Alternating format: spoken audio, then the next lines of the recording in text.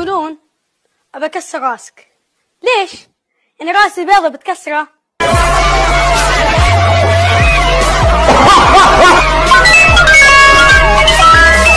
يقولون إن الكلام يدخل من هنا ويطلع من هنا، بسيطة.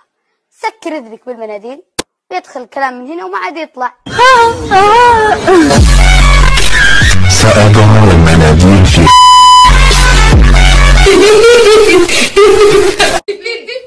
ضحكنا معك يا حبيبي. هذه مصيبة، مصيبة قاعد تضحكون؟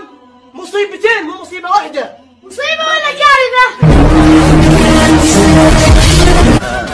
النشرة الجوية اليوم الناقة عملاقة. المشكلة يا أخي لما يجيك واحد فاصل ونواصل المدرسين صراحة يعني أنت تربيهم مو بهم يربونك.